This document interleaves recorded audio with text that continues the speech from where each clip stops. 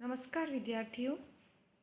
कृदंत प्रकरण भाग 6 में आज हम त्वा प्रत्यय के बारे में पढ़ेंगे, जिसे आप कत्वा प्रत्यय बोलते हैं। तो त्वा प्रत्यय कब लगता है? लिखते हैं अलम खल्वो प्रतिषेधयो प्राच्याम त्वा। अलम यानी पर्याप्त होता है, निषेध अर्थ में होता है। जैसा कि हमने पहले कारक प्रकरण में भी पढ़ा है कि अलम शब्द दो अर्थों में प्रयोग किया जाता है। जब तृतीया विभक्ति से अर्थ लेना होता है या तृतीया विभक्ति का जब प्रयोग किया जाएगा अलम के साथ, तब वह निषेधार्थक अर्थ में किया जाता है। और जब चतुर्थी विभक्ति की जाती है अलम के योग में, तब वहाँ यदि समर्थ, प्रभु, शक्त यह अर्थ होता है तो चतुर्थी विभक्ति अलम के योग में की जाएगी। यहाँ अलम खल्वोः प्रतिषेधयो प्राच्याम त्वा, यहाँ स्पष्ट रूप से निर्देश दिया गया है कि अलम का प्रयोग प्रतिषेध अर्थ में अगर करना हो तब वहाँ पर त्वा प्रत्यय का विधान किया गया है। और साथ में खल्वोः से अर्थ है खलु, तो अलम और खलु इन दोनों की षष्ठी विभक्ति द्विवचन में शब्द बना अलम खल्वोः। प्रतिषेधयोः यानी प्रतिषेध निषेध अर्थ हो तो वहाँ पर धातु से आप त्वा प्रत्यय कीजिए। यह बात स्पष्ट है कि यहाँ पर त्वा प्रत्यय धातुओं से ही लगेगा। त्वा प्रत्यय धातुओं से क्यों लगेगा? क्योंकि हमने प्रारंभ में जब अधिकार सूत्र पढ़े थे, विधि सूत्र पढ़े थे, जब कृदंत प्रकरण हमने प्रारंभ किया था, तब वहाँ पे सूत्र लगा था धातोः। तो यह निर्देश था कि कृदंत प्रकरण में जितने भी सूत्र पढ़े जाएंगे, जितने भी प्रत्यय पढ़े जाएंगे, वे सभी प्रत्यय धातुओं से ही होंगे, शब्दों से या प्रादिपदिकों से नहीं होंगे। तो धातोः का अधिकार वहाँ से चला ही आ रहा है, तो यहाँ इस सूत्र में धातोः शब्द का प्रयोग नहीं किया। तो ये गतार्थ ही है कि यहाँ त्वा प्रत्यय धातुओं से ही लगेगा। अब इसमें एक शब्द आया है प्राचाम। प्राचाम का मतलब है प्राचीन वैयाकरणों के अनुसार। देखिए, व्याकरण केवल पाणिनि के द्वारा लिखी हुई तो हम पढ़ते ही हैं, पर ऐसा नहीं है कि पाणिनि से पूर्व कभी व्याकरण लिखी ही नहीं गई है। इससे पूर्व भी व्यवस्थित रूप में व्याड़ी इत्यादि ऋषि, स्फोटायन ऋषि हैं, बहुत सारे ऋषि हुए हैं जिनके बारे में हम समय समय पर चर्चा करते हैं, और जब हम सूत्र पढ़ते हैं तो उनका नाम भी आता है। तो जैसे शाकल्य ऋषि हैं, जैसे स्फोटायन ऋषि हैं, व्याड़ी हैं, ऐसे अनेक ऋषि हुए हैं जिन्होंने भी व्याकरण को लिपिबद्ध किया था। किंतु जो प्रचलन में आई वह पाणिनीय व्याकरण आई है। तो पाणिनि ने पुराने जितने भी वैयाकरण थे उनका भी अध्ययन किया है, और उनके मत को भी कहीं कहीं स्वयं ने स्वीकार करते हुए उनका नाम ग्रहण करके और वहाँ पर अपने मत को प्रकट किया है कि हम भी इनकी बात से सहमत हैं। बिल्कुल ऐसी ही बात यहाँ पर भी है। प्राचाम से कहने का तात्पर्य है कि प्राचीन वैयाकरणों ने ऐसा कहा है, और पाणिनि इस बात को समर्थन देते हैं, और इसीलिए उन्होंने इस सूत्र को अपने पाणिनि अष्टाध्यायी में उल्लिखित किया है। तो प्रतिषेध अथवा निषेध अर्थ में अलम अथवा जो खलु है, उन दोनों शब्दों के उपपद में रहते हुए धातुओं से त्वा प्रत्यय होगा। पर यह निर्दिष्ट है कि प्रतिषेध अर्थ ही होना चाहिए, इसके अतिरिक्त कोई अर्थ नहीं होना चाहिए। ऐसा क्यों? क्योंकि अलम के भी दो अर्थ हमने पढ़ लिए हैं, और खलु भी निश्चयार्थक अर्थ में, संशय अर्थ में, पाद पूर्ति के लिए इत्यादि अर्थों में वह प्रयोग किया जाता रहा है। अब ये जब कभी आप पढ़ेंगे तो इसके बारे में आप जानेंगे। तो यहाँ पर क्या कहना चाहते हैं कि अलम और खलु ये दो शब्द अगर निषेधार्थक अर्थ में हो तो ही इनके उपपद में रहते हुए, यानी ये शब्द तो ऐसे के ऐसे प्रयोग किए जाएंगे, इनके बाद जो भी कोई धातु प्रयोग की जाएगी उनमें आप त्वा प्रत्यय का प्रयोग कीजिए। अलम दत्वा, इसका अर्थ होगा मत दीजिए। पीत्वा खलु, मत पीजिए। तो यहाँ पर पीत्वा और दत्वा, दा धातु से त्वा प्रत्यय करके और पा धातु से त्वा प्रत्यय करके क्रमशः दत्वा और पीत्वा शब्द बने हैं। अलम और खलु दोनों ही यहाँ पर निषेध अर्थ में प्रयोग किए गए हैं। दूसरा सूत्र है इस बारे में, समान कर्तृकयोः पूर्व काले। समान यानी एक जैसे ही, कर्तृकयो अगर कर्ता हो, किसके? दो क्रियाओं के। यदि किसी वाक्य में दो क्रियाएं प्रयोग की जा रही हैं और उन दोनों ही क्रियाओं के कर्ता समान हो, अर्थात एक ही कर्ता हो, तो पूर्व काले, जो पूर्व वाली जो क्रिया है उस क्रिया में त्वा प्रत्यय होवे। अब चूंकि त्वा प्रत्यय पढ़ रहे हैं तो सूत्र की अनुवृत्ति पुराने सूत्र से आ ही जाएगी। तो समान कर्तृकयो का मतलब है दो समान कर्ता यदि एक कर्ता यदि दो क्रियाएं कर रहा है तो जो पूर्वकालिक क्रिया है उसमें त्वा प्रत्यय का प्रयोग किया जाएगा। इसका हिंदी अर्थ देखिए, जिन दो धातुओं के अर्थों का या अर्थ का मतलब है कोई भी क्रियाएं, धातु का मतलब क्या होता है? क्रिया होता है। तो उस क्रिया को यानी करने वाला, इसके लिए यहाँ शब्द क्या प्रयोग किया गया है? धातुओं के अर्थों का। कर्ता एक हो, उनमें से जिस धातु का अर्थ पूर्व काल में स्थित हो उस धातु से परे त्वा प्रत्यय होवे।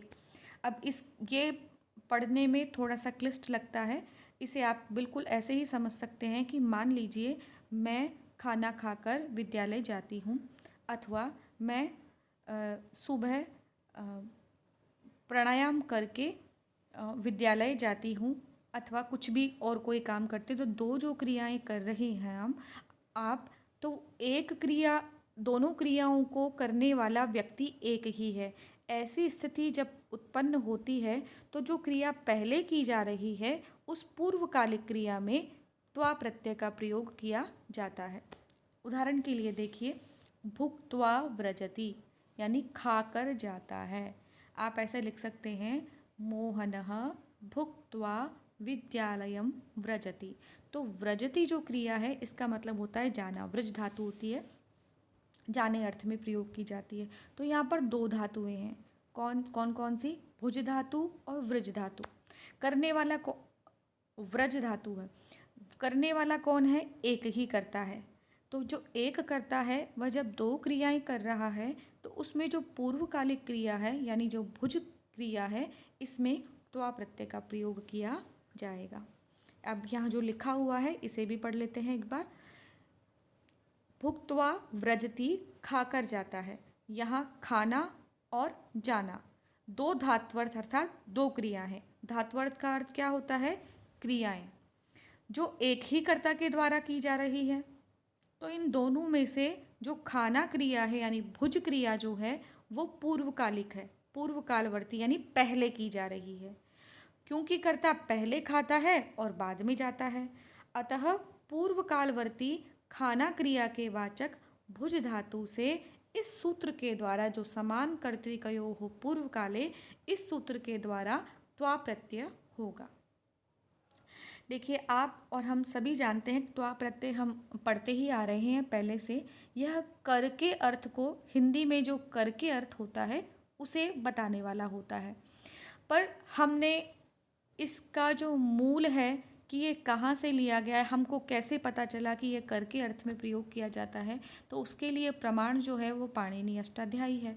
तो हमें ये मूल में जानना आवश्यक है कि यह कर के अर्थ किस प्रकार से देता है। पूर्वकालिक यानी दो क्रियाएं जब होंगी तभी पूर्वकालिक क्रियाओं में किया जाएगा और तभी वह कर के अर्थ में प्रयोग किया जा रहा है। अब इसके उदाहरण देख लेते हैं हम। जो मुख्य धातुएं हैं वो मैंने आपके लिए यहाँ पर संग्रहित की है। वृत्त धातु होना अर्थ जो होता है वर्तित्वा, वृद्ध धातु बढ़ने अर्थ में वर्धित्वा, नृत्य धातु नृत्य करने अर्थ में नर्तित्वा। देखिए, इन धातुओं के साथ जो कन्फ्यूज़न होता है, जो संशय होता है, हमें जो भ्रम होता है वो मात्राओं को लेकर होता है। मैं पिछले कई वीडियो में आपको शब्दों के साथ प्रत्यय जोड़कर प्रत्यंत शब्द बता रही हूँ और उनमें मैंने आपको बार बार यही कहा है कि आप मात्राओं का विशेष ध्यान रखिएगा। और कई बार क्या होता है, किसी धातु में हमें ऐसा भी लगता है कि यकार आना चाहिए तो हम उसका प्रयोग कर देते हैं। तो ये सब भ्रम उत्पन्न नहीं हो, इसके लिए बहुत आवश्यक है कि आप समय समय पर इनका अभ्यास करते रहें। तो वो अभ्यास करने से शब्द वही आपके मुंह पर आएगा जो कि शुद्ध होगा, व्याकरण की दृष्टि से शुद्ध होगा। जैसे ये नृत धातु है, इसको पढ़ के ऐसा लगता है कि शायद नर्तयित्वा बनना चाहिए, किंतु शब्द क्या बनता है? नर्तित्वा। कथ धातु से कथयित्वा, गण धातु से गणयित्वा, चोर धातु से, या चुर धातु है यहाँ पर, ये शब्द बना दिया चोर। क्योंकि ये णिच प्रत्यांत शब्द है इसलिए मैंने इसे सीधा ही प्रयोग कर दिया है। यहाँ भी जो चोर है इसकी धातु आएगी चुर। आपको परीक्षा में अगर पूछा जाता है चोरयित्वा, तो आप धातु जो इसकी प्रकृति लिखेंगे या तो धातु लिखेंगे वो चुर धातु लिखेंगे। मैंने यहाँ पर ये बता दिया क्योंकि ये जो गण है, कथ है और चोर है ना, यह णिजंत निज प्रत्यय के साथ में ही प्रयोग किए जाते हैं। इनमें यकार का प्रयोग किया ही जाता है। ये धातुएं कहीं पर भी आएंगी और किसी भी प्रत्यय के साथ प्रयोग की जाती है तो इनमें यकार का प्रयोग होता ही है। चुर धातु से चोरयित्वा, कुप धातु से कुपित्वा, कोप करना, शम धातु शांति अर्थ में, वेरी इंपॉर्टेंट है आपके लिए। शांत्वा, शम धातु से शांत्वा। दिव धातु द्युत्वा, दिव होती है प्रकाशन के अर्थ में। धा धातु धारण करने अर्थ में, ये आपके लिए मैं पहले से भी इंपॉर्टेंट बताती जा रही हूँ, हित्वा अर्थ बनेगा। हा धातु ओ हाक त्यागे, ये धातु होती है त्यागने अर्थ में। जो त्यज धातु होती है बिल्कुल उसी की समानार्थी धातु है ये, हात्वा यानी त्याग करके। अध धातु खाना, शब्द रूप बनेगा, इस शब्द बनेगा इससे जग्ध्वा यानी खा करके। एद धातु बढ़ने अर्थ में एदित्वा। क्री धातु करने अर्थ में, इम्पॉर्टेंट आपके लिए और एकदम सरल भी है, बहुत जगह प्रयोग भी की जाती है। कृत्वा। क्री धातु बिखेरने अर्थ में कीर्त्वा। क्री धातु खरीदने अर्थ में क्रीत्वा। देखिए यहाँ पे सिर्फ रिकार और रकार का ही भेद है। यहाँ पर है रिकार तो कृत्वा बनेगा, यहाँ पर है दीर्घ रिकार कीर्तवा बनेगा, यानी उसको गुण होकर अर बनेगा। और यहाँ पे क्री धातु में ये रकार है, रेफ है, तो यहाँ पर क्रीतवा बनेगा खरीद करके। क्षिप धातु फेंकना अर्थ में क्षिप्त्वा। खन धातु खोदने अर्थ में खनित्वा। गम धातु जाने अर्थ में गत्वा, वेरी इंपॉर्टेंट। गे धातु गाने अर्थ में गीतवा। ची धातु चुनने अर्थ में चित्वा। जन धातु पैदा करने अर्थ में जनित्वा यानी पैदा करके। जी धातु जीतने अर्थ में जित्वा। ज्ञान धातु जानने अर्थ में ज्ञात्वा। त्री धातु पार करने अर्थ में तीर्थवा पार करके। त्यज धातु इम्पॉर्टेंट आपके लिए त्यक्त्वा यानी त्याग करके। त्री धातु धारण करने अर्थ में धृत्वा। नश धातु से 3 रूप बनेंगे। नश का मतलब है नष्ट होना, नशित्वा, नष्टवा और नष्टवा। ये तीनों ही रूप सही है, परीक्षा में कोई सा भी आए जो भी आपको याद हो वो आप लिख सकते हो। नी धातु ले जाने अर्थ में नीतवा, इम्पॉर्टेंट आपके लिए। पच धातु से पक्तवा पकाने अर्थ में। पठ धातु से पठित्वा पढ़ करके। पा धातु पीने अर्थ में पीतवा। और पारक्षणे धातु होती है उससे बनेगा पातवा। अंतर समझिएगा, दोनों धातु पा ही हैं, लेकिन पीने अर्थ में अगर धातु बनेगी तो शब्द बनेगा पीतवा पी करके। लेकिन पारक्षणे अगर धातु है बचाने अर्थ में, रक्षा करने अर्थ में, तो शब्द बनेगा पातवा। ये पातवा शब्द आपको अभिज्ञान शाकुंतलम में भी मिलेगा। प्रच्छ धातु पूछने अर्थ में पृष्ठवा, इस पे ध्यान दीजिएगा। यहाँ पे रेफ है, प और रेफ, इन दोनों को मिलाकर प्र बनेगा प्रच्छ, लेकिन पृष्ठवा में रिकार है पृष्ठवा, तो ध्यान दीजिएगा इस पे। प्रच्छ धातु से पृष्ठवा बनेगा। ब्रू धातु को वच आदेश होकर या वच आदेश होता है और फिर उसको संप्रसारण होकर शब्द बनता है उक्त्वा यानी कह करके। भक्ष धातु खाना भक्षयित्वा। भू धातु इम्पॉर्टेंट आपके लिए, भूतवा हो करके। भ्रम धातु घूमना, इससे 2 शब्द बनेंगे, भ्रमित्वा और भ्रांतवा। दोनों ही प्रयोग किए जाते हैं, तो इसका ध्यान रखिएगा। आगे है मुच धातु मुक्त्वा यानी छोड़ करके। मृ धातु मरने अर्थ में मृत्वा मर करके। याच धातु मांगने अर्थ में याचित्वा मांग करके। रक्ष धातु रक्षा करने अर्थ में रक्षित्वा। अब इसमें कभी कभी लगता है कि रक्षयित्वा बनना चाहिए, किंतु ये रक्षित्वा बनेगा। रच धातु वेरी इंपॉर्टेंट, इसमें यकार का प्रयोग किया ही जाएगा। रचित्वा। लिख धातु से देखिएगा आप, ये कंपटीशन एग्ज़ाम में बहुत पूछी जाती है, क्योंकि लोग कंफ्यूज होते हैं कि लिख से लिखित्वा भी बनाते हैं और लेखित्वा भी बनता है, दोनों ही रूप शुद्ध होते हैं इसके। लब धातु से लब्ध्वा। वच कहना अर्थ में उक्त्वा, ये हमने पीछे भी पढ़ा अभी। वद धातु बोलना से उदित्वा बनेगा, ये भी इम्पॉर्टेंट है आपके लिए। क्यों? क्योंकि ऊ को संप्रसारण होकर, क्षमा कीजिएगा, व को संप्रसारण होकर ऊ बनता है, फिर द और फिर उदित्वा बनेगा। अब ये संप्रसारण क्या होता है, देखिए हम जब यण संधि पढ़ते हैं तो इक के स्थान पर यण आदेश करते हैं। इक में क्या आता है, ई, ऊ, री और री, ये इक में आते हैं। इनके स्थान पर क्या आदेश करते हैं हम, ई के स्थान पर य, ऊ के स्थान पर व, री के स्थान पर र और री के स्थान पर ल आदेश करते हैं।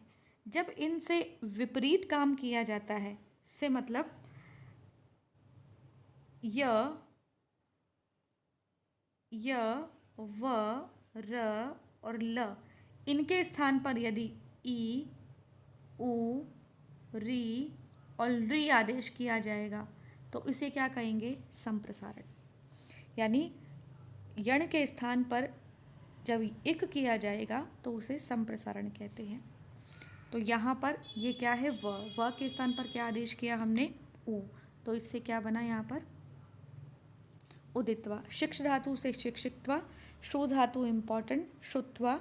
स्तु धातु से स्तुति करना अर्थ में स्तुत्वा। स्था धातु वेरी इंपॉर्टेंट, स्थित्वा, क्योंकि इससे हम कई लोग शब्द क्या बना देते हैं, स्थात्वा, जो कि गलत होता है, शब्द बनेगा स्थित्वा। स्ना धातु से स्नात्वा। हन धातु वेरी इंपॉर्टेंट, हन धातु से हत्वा और हंस धातु से हंसित्वा। तो इस प्रकार ये मैंने कुछ इम्पॉर्टेंट धातुओं का संग्रह करके उनसे त्वा प्रत्यांत शब्द आपको बताए। आज के लिए इतना ही। अगले वीडियो में हम अगले नए धातुओं के साथ लगने वाले प्रत्यय के साथ फिर बातचीत करेंगे, चर्चा करेंगे। धन्यवाद।